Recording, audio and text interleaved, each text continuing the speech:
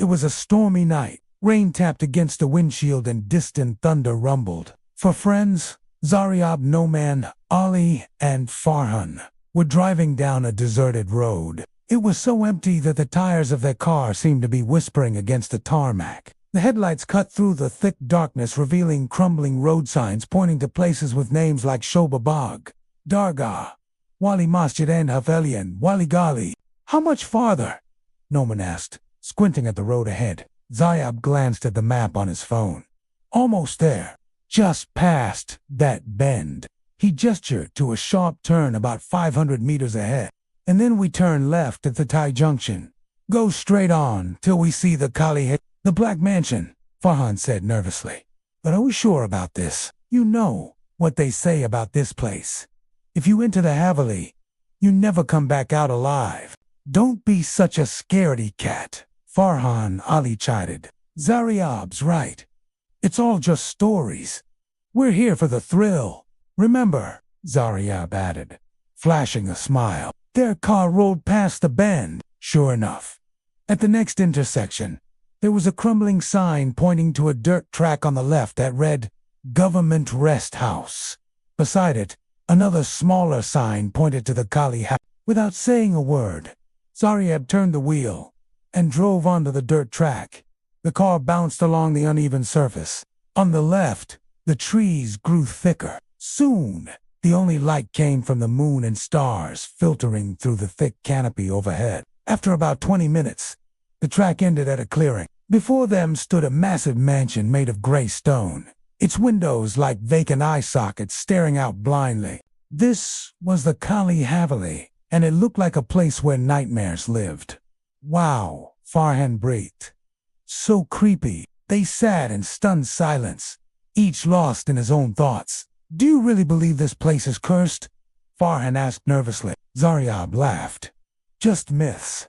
We're here for the thrill.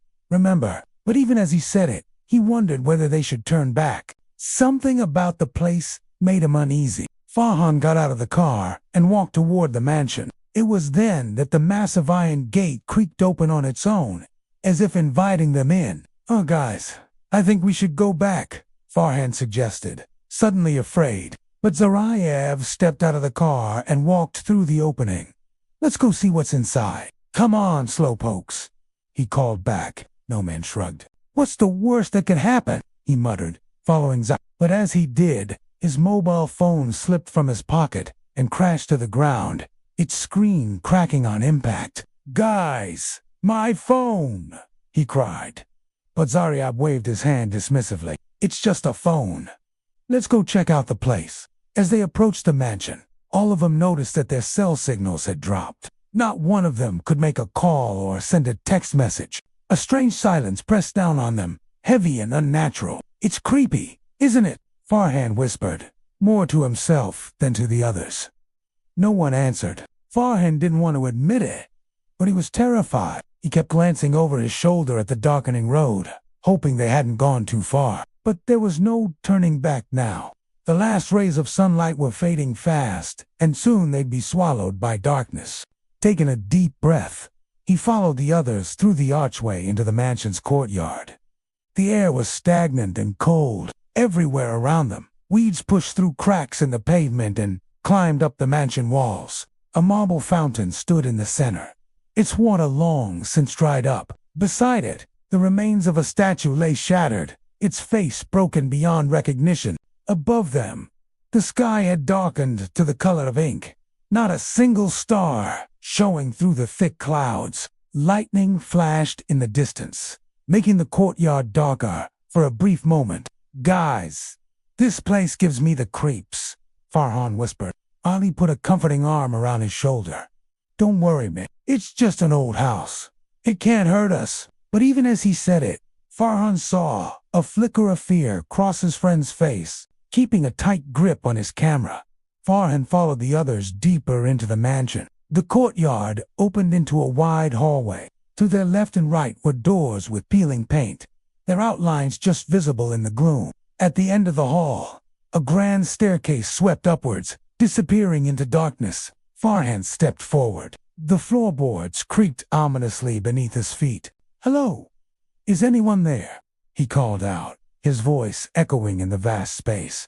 But there was no reply. Only silence answered him, heavy and watchful. As they moved deeper into the mansion, Farhan noticed strange details everywhere. Paintings of people whose eyes seemed to follow them. Chandeliers hanging from the ceiling, their crystals long since fallen. Furniture draped in dust-covered sheets, like the ghosts of memories past. All around him, the mansion whispered stories of a time long gone, of laughter and light and life. Now it was just a tomb of shadows and silence. Then suddenly, a door slammed shut behind him.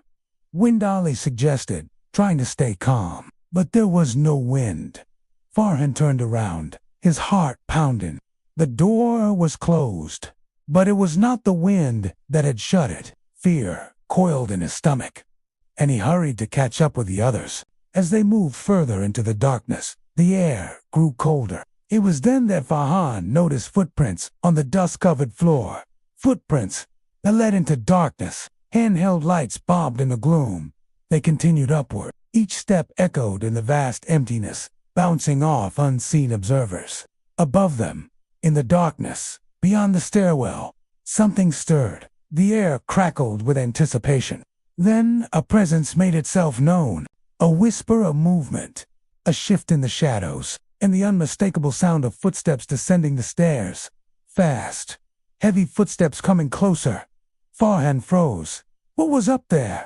Who, or what, had made those prints in the dust? The footsteps grew louder, more urgent. In the dim light, Farhan could make out a hunched figure, its edges blurred by the darkness. Whatever it was coming down the stairs fast. Panic clawed at Farhan's throat. He wanted to scream, to run, but terror rooted him. Then, as quickly as it started, the sound of footsteps stopped. Silence descended, heavy and absolute.